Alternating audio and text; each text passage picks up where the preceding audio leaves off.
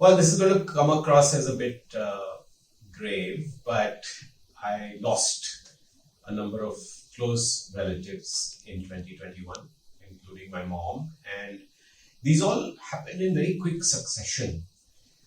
And while everybody talks about resilience, you don't really learn the skill till you actually are confronted by the situation. Through all of this, to maintain a certain level of emotional self-regulation, that you're not either overly buoyed by the highs and not too negatively impacted by the lows, I think has really been the skill that has kept me thriving through 2021, emotional self-regulation. In my mind, the super skill that I developed would really be this ability to persevere, to be resilient, to always believe that you could get up every day in the morning and look at any challenge or problem area that you will face and have the courage that you'll be able to sail through that day. 2021 I spent mostly trying to practice mindfulness at work and set aside all my distractions because we had already figured out a way how to do remote work. So this year was spent mostly thinking about processes, thinking about deep work, and trying to be more mindful at work. And this last year, I think has been a really tough patch, very difficult patch for all of us. So resilience was the only coping tool I had to deal with that. I think the one skill that kind of people really, and I definitely picked up was, I think, resilience. How to stay resilient in these changing times. How do I react to an event that is completely unforeseen? How do I react to the volatility around me, around the uncertainty around me, the ambiguity around me, the complexity around me? And how could I still, kind of come out trumps? I think that really was that one big thing that happened in 2021. The skill that I used to get through this year was to enhance trust in the team. I think this was a difficult year with the pandemic, with so many people not at the workplace and working from home. To build a sense of psychological safety as a team, to be able to work on complex challenges. So enhancing trust with the team is really what got me through this year. I think one skill that I had to force myself to learn was how to kind of manage a team which is partly online in different cities, and just kind of managing this entire hybrid way of working. This is a new normal that we are all forced into.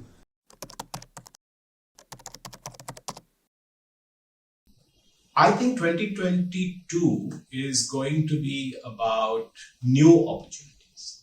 And the one skill people are going to have to need is to move on from the past, to get rid of recency bias in their decision making, in their judgment, and look at the world afresh. I think fearlessness and courage.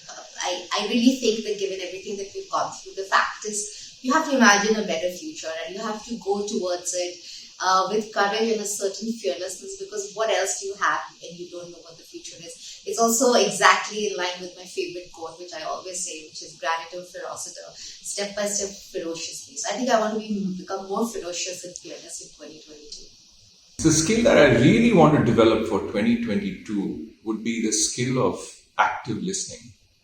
I think it is a super skill because you do need to be mindful of what's happening around you. And my focus is going to be to listen more. We have to pick up skills of mentoring and fostering collegiality in workplace through these difficult times and in spite of being hybrid and online. Kindness. I know people don't think of it as a skill, but I think it's the mothership of crucial life skills. Desire to live this Olympic life of flying higher, stronger, faster than everybody else. I think we often neglect the people we actually work and live with. So I think my intent this year, what I want to do is just dig a little deeper, listen a little harder, hold a little closer, and be much kinder to those I work and live with. So even if 2022 is not a deliriously happy new year, I hope it's a much kinder one.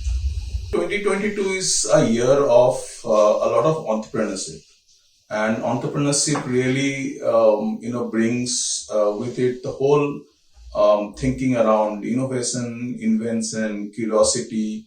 All of that put together. Entrepreneurship is not just about opening up a new business. Entrepreneurship is about doing, thinking your own way when you're setting things of your own. Entrepreneurship could be anyone who's serving a cup of coffee to anybody who's a CEO of a company. Anybody could be an entrepreneur as long as the person who's doing that task is thinking like an entrepreneur, is bringing his or her own,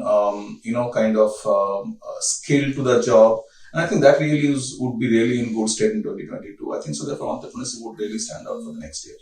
So the skill I think people will need in 2022 is to really get out of their comfort zone and live a growth mindset. I think people have gotten into a bit of inertia because of the pandemic, and I think there's a need to just move out to do different things and live the growth mindset. How to manage your manager.